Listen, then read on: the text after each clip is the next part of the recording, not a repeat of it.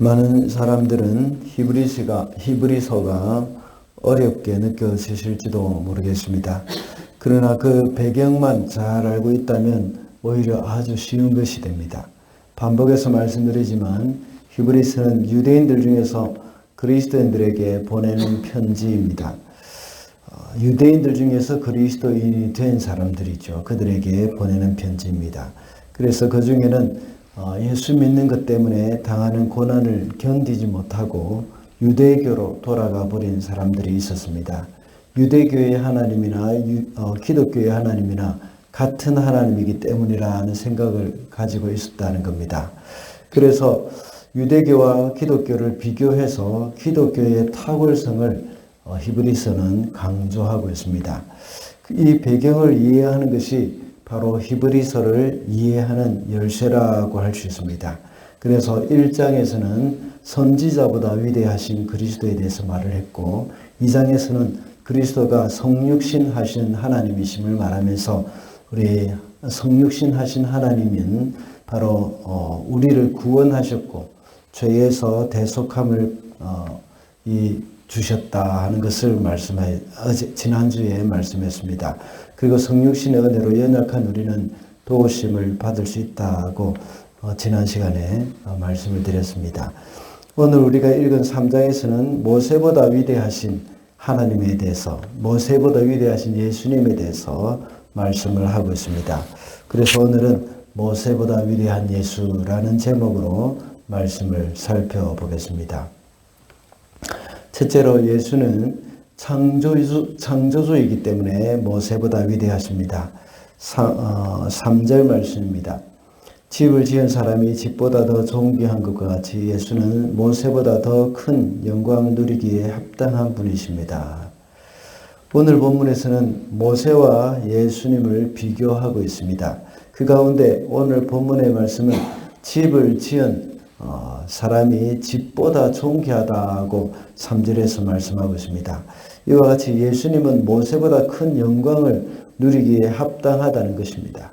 이 말씀은 예수께서 모세를 지었다는 말과 같습니다. 유대인들이 가장 존경하는 인물 중에 한 명이 바로 모세입니다. 그런데 예수님은 이 모세를 지은 분이라는 것을 말씀하고 있습니다. 예수님은 창조주 하나님과 동등함을 말하고 있습니다. 지금까지 이스라엘 백성들이 모세를 이렇게 위대한 인물로 생각했던 이유는 모세가 군사훈련을 잘 받고 또 왕궁에서 살면서 탁월한 지도력을 갖춘 사람이었기 때문이 아닙니다. 모세를 지으신 창조주 하나님이 위대하신 분이기 때문입니다. 창조주 하나님이 모세를 지으셨고 모세를 왕궁으로 숨기셨죠. 그리고 그로 하여금 이집트의 모든 학문을 다 배우게 해주셨습니다. 또한 모세로 하여금 탁월한 지도력을 갖게 해주셨기 때문입니다.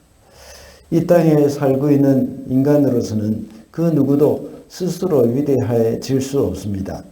그 이면에서 그 사람을 위대하게 만들어주신 하나님을 성도들은 발견할 수 있어야 합니다. 우리가 때로는 어떤 일을 성공적으로 할 수도 있고 실패할 수도 있습니다. 그러나 성공했다고 해서 자만해서도 안 되고 실패했다고 절망할 필요도 없습니다. 우리를 창조하시고 우리를 높이시기도 하고 낮추시기도 하시는 그 하나님을 우리는 알아야 합니다. 우리는 성공할 때나 실패할 때나 하나님 안에 있는 것이 중요합니다. 하나님 안에 있는 사람은 세상 사람들이 말하는 성공이나 실패가 그렇게 큰 의미가 없습니다. 가장 중요한 것은 우리의 창조주가 되시는 예수 그리스도를 아는 것입니다. 그것이 인생의 가장 큰 성공이라고 할 수 있습니다. 둘째로 예수는 예언의 성취자이기 때문에 모세보다 위대하십니다. 5절 말씀입니다. 모세는 하나님께서 장차 말씀하시려는 것을 증언하기 위한 일꾼으로서 하나님의 온 집안 사람에게 성실하였습니다. 모세는 하나님의 말씀을 증언하는 일꾼이라고 했습니다. 여기서 언급한 장차 말씀하시려는 것이라는 그 말은 예수님이 오시는 것을 가리키는 겁니다. 장차 오실 예수님에 대해서 예언하는 자요, 예수님의 그림자로서 역할을 했습니다. 그러나 예수님은 그 실체가 되셨습니다. 모세가 증언한 그 말씀을 성취하신 분이십니다.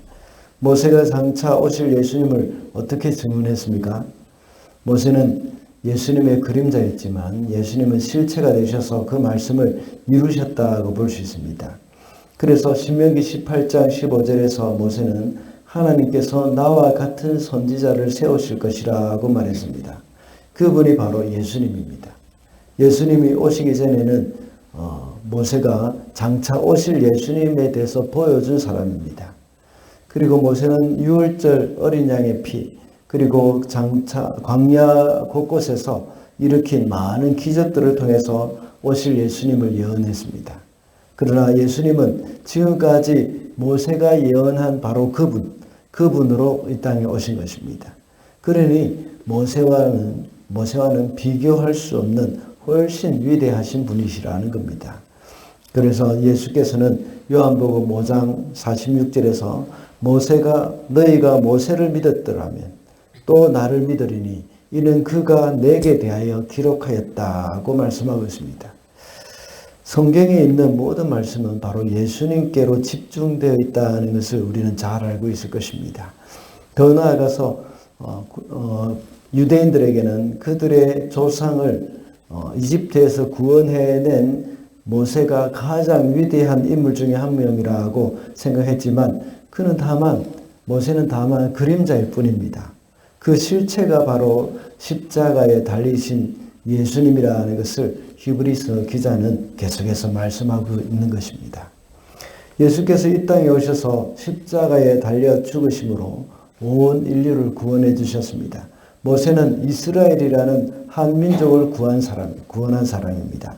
이렇게 함으로 모든 인류를 죄에서 구원해 주신 예수님의 그림자가 되었던 겁니다. 우리 성도들은 이러한 예수님을 또 다른 사람에게 전하며 살아야 한다는 것이죠. 우리만 구원받는 것이 아니라 그 온 인류들, 아직도 주님을 알지 못하는 사람들에게 하나님을 알고 예수 그리스도를 알고 구원을 얻는 길로 안내를 해줘야 하는 겁니다. 마지막으로 예수는 하나님의 아들이기 때문에 모세보다 위대하십니다. 6절 말씀입니다. 그러나 그리스도는 아들로서 하나님의 집안 사람을 성실하게 돌보셨습니다. 우리가 그 소망에 대하여 확신과 자부심을 지니고 있으면 우리는 하나님의 집안 사람입니다. 이번에는 모세와 예수님을 어떻게 비교하고 있습니까? 종과 아들로 비교하고 있습니다. 예수님은 그 집의 아들이라면 모세는 그 집의 종이라는 것입니다. 아들과 종의 차이는 아주 크지요. 종의 신분과 아들의 신분은 바로 하늘과 땅 차이입니다. 유대인들은 하나님의 종에 불과한 모세를 위대하게 여기며 살았습니다. 그렇지만 예수님은 아들이기 때문에 예수를 믿는다는 것은 유대교의 신앙과는 비교할 수 없는 엄청난 일이라는 것을 말씀하고 있습니다. 가부장적인 사회였던 그때 당시에 아들은 바로 아버지의 권위를 계승할 뿐만 아니라 상속자이기도 합니다.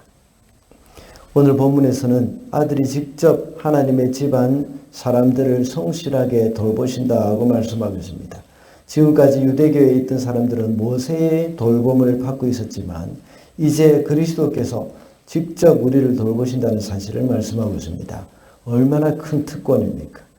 그래서 사도 바울은 갈라디아서에서 이제 더 이상 우리는 율법 아래 있지 않고 초등교사 아래 있지 않다고 말씀하고 있습니다. 그래서 유대인들은 아들로 인하여서 모든 것에서부터 자유하게 되었는데 또다시 율법에 들어가기를 원하고 있었던 겁니다. 우리는 이제 초등교사와 같은 그런 율법 아래 있지 않습니다.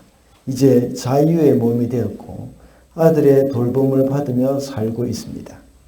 이제 자유하게 된 우리는 그 자유를 가지고 육체의 기회를 삼고 방종하는 데 사는 것이 아니라 이제는 사랑으로 서로 종노릇하라고 갈라디아서 5장 13절에서 말씀하고 있습니다. 이제 사랑으로 서로 섬기며 살아야 합니다. 사랑으로 하나님을 섬기고 이웃을 섬기고 우리 지체를 섬기며 살아야 합니다. 종으로 어쩔 수 없이 섬기는 것과 같이 사랑으로 서로를 섬기며 사는 것은 바로 완전히 다른 말이죠. 우리는 모든 일에 자원함으로 서로를 위해서 섬기는 자들이 되어야 하는 겁니다. 말씀을 맺겠습니다. 오늘은 모세보다 위대하신 예수라는 제목으로 말씀을 살펴보았습니다. 예수님은 창조주이기 때문에 모세보다 위대하고 연의 성취자이기 때문에 또한 모세보다 위대하신 분입니다. 그리고 예수님은 하나님의 아들이시기 때문에 모세보다 위대하시다고 했습니다. 오늘도 가장 위대하신 예수 그리스도를 나의 주 나의 하나님으로 모시고 승리하는 저와 여러분이 되시기를 바랍니다.